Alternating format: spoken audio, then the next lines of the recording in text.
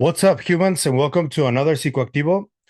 Okay, from that summit where Jake Barber spoke, I have another little clip that I want to share with you guys about Ross Coulthart and something that really resonated with me because there's a lot of stuff that has been happening since a specific moment in time for me that looking back to it, it feels like I've been nudged to do what I do today, you know? And it's really difficult to explain. Maybe I am just imagining things.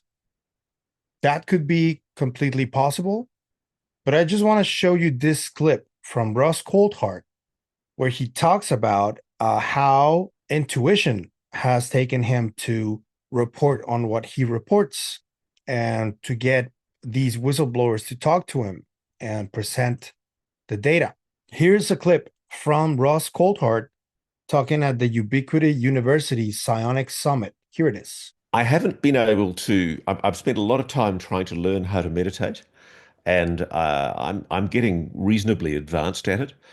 I have a beautiful field near my home where I go and lie down on the grass and I look up at the stars, and I certainly invite the phenomenon to manifest itself. I have a daughter who frequently engages with the phenomenon, and it manifests itself quite overtly to her.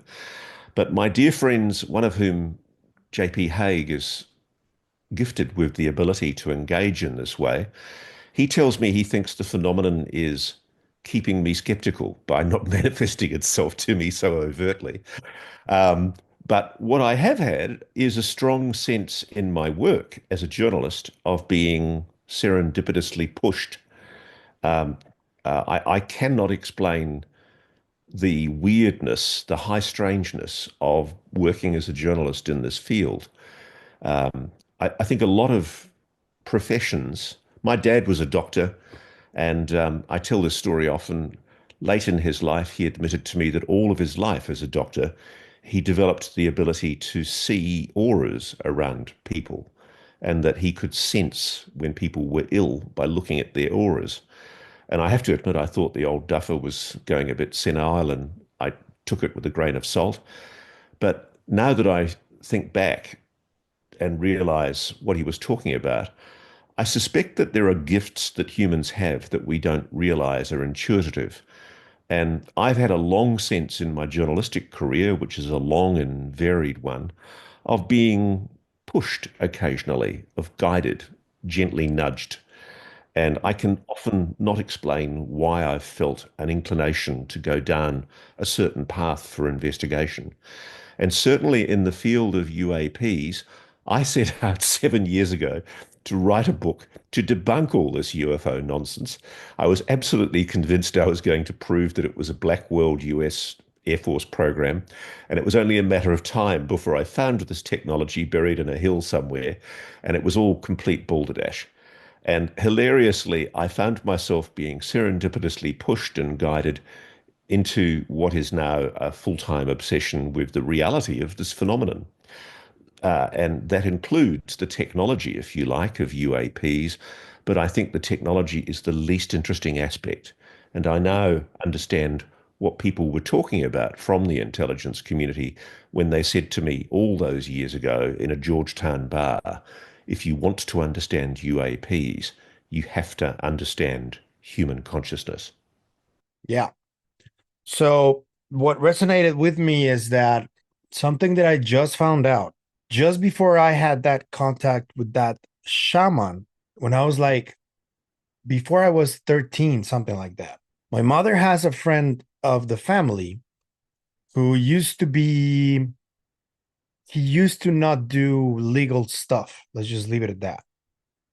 And my mom used to like take care of us on her own. And sometimes we needed to be with them so we could like do our homework or get English lessons because we started getting English lessons from a private tutor who coincidentally gave us the class on that friend's house in downtown Tijuana. And this guy who my mother hired was a friend of this dude, friend of the family. It was an American veteran who went to Vietnam.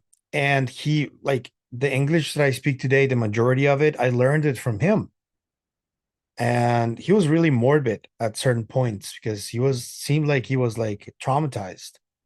But he didn't give me a good feeling per se, because there was a one moment where he showed us one of his victims from Vietnam. He took pictures of him.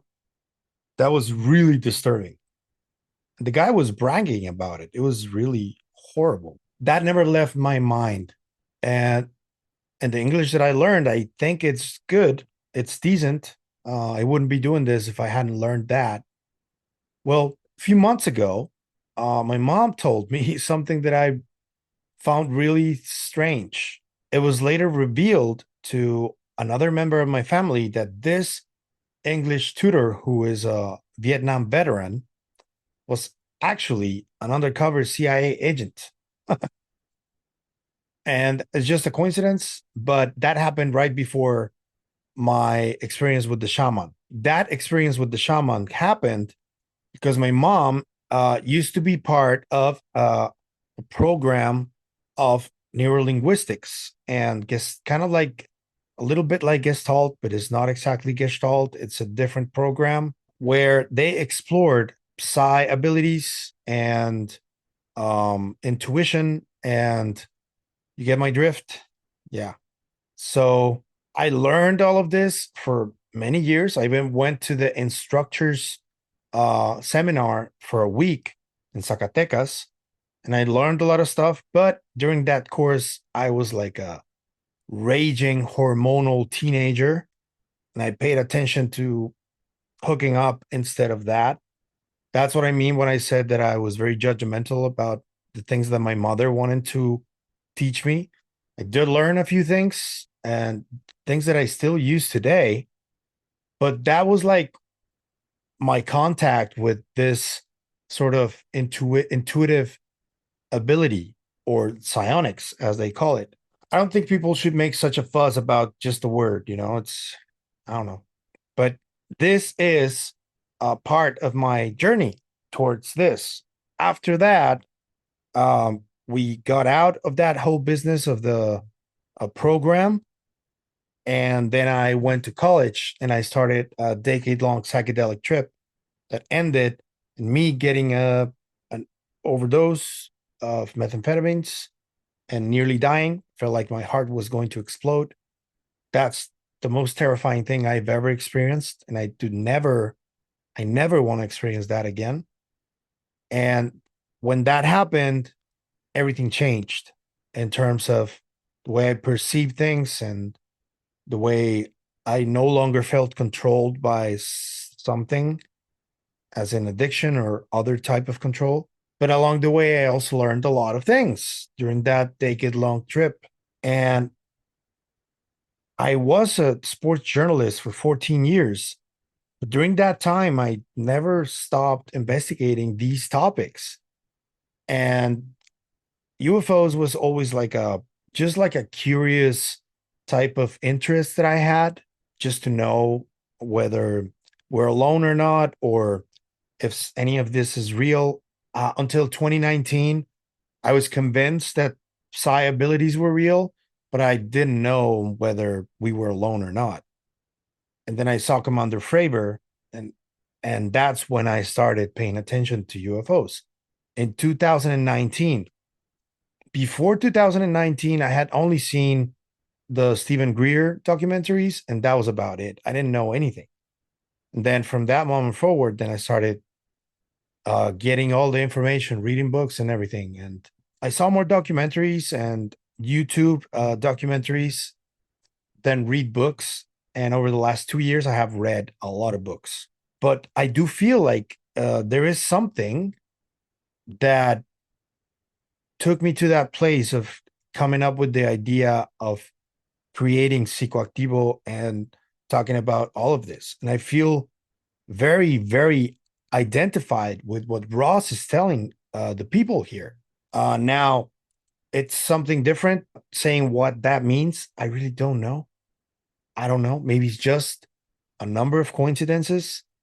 Perhaps the one that has startled me the most, and I'm going to leave it to you in the description, is my tale that I had to talk about for Halloween with KGRA, where Psicoactivo was already active, and essentially somebody was shot and they didn't make it on the same spot where I had my car parked and moved 2 minutes earlier, exactly in that place. So, again, I don't know if that is just a coincidence or not. I didn't even listen or hear any shots, and I was close to the place where it happened. They shot this guy 9 times. Um, I don't know what happened that day. I don't know what prevented me from hearing those shots. I don't know what woke me up 2 hours after I usually wake up in a hurry. I woke up just like automatically in a hurry, and I went to move my car. And 2 minutes later, somebody was shot right there. That happened. That's real. So I don't know what that means again. It's overwhelming at times. I almost prefer not to even give it any type of explanation. It's just something that seems to keep happening. And sometimes I do make decisions just listening to my what I call my intuition. I don't know what that is, but it's there. And I completely understand what Ross is talking about here. Um, my point of this video, I guess, is just to ask you, what has your intuition told you during this whole trip? And as you started investigating stuff, did the high strangeness um, become more evident for you as it did for me? Because my life has been a really strange trip, almost all throughout. And I got used to it. I mean, for me, it's just something more that happened. And I'm pretty sure there's a lot of people that have been going through this. So I want you guys to let me know what you've been through. People call them synchronicities. I, before I read Young, I used to call them serendipitous moments because it's like, it's really strange. There are other things that happen to me that it's kind of seems like something is preventing me from going down a certain path, you know? This is where I also recall when I think Diana Pasolka was talking to, I think it was Sean Ryan. They mentioned Tim Taylor, and there was a mention that this movie, The Adjustment Bureau, was like essentially what could be going on, and that Tim Taylor was some kind of an agent that does that. And that really, I don't know. Have you guys seen that movie? It's really cool. It's with Matt Damon and um, what's her face? What's her face? The lady from Quiet Place, Mary Poppins. I don't recall her name. Sorry. I don't know what's going on. It's really weird.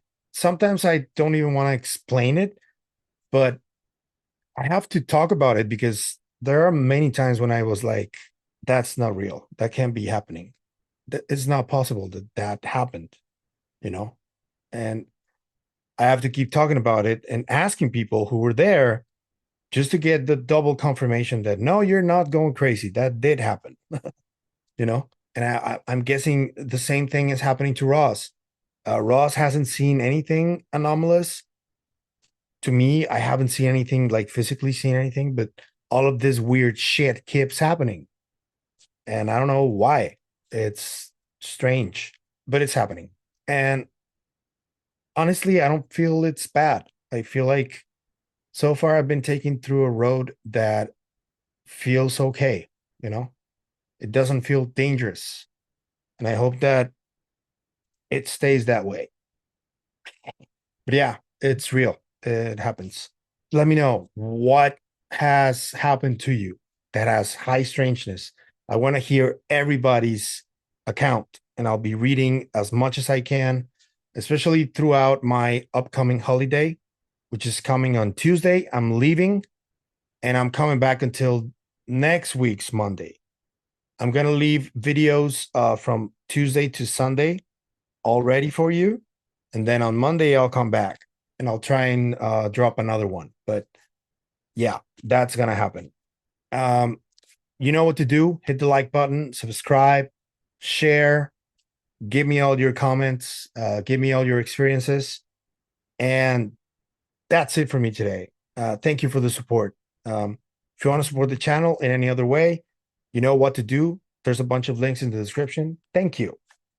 And have a great start of your week. And remain curious, please. Bye.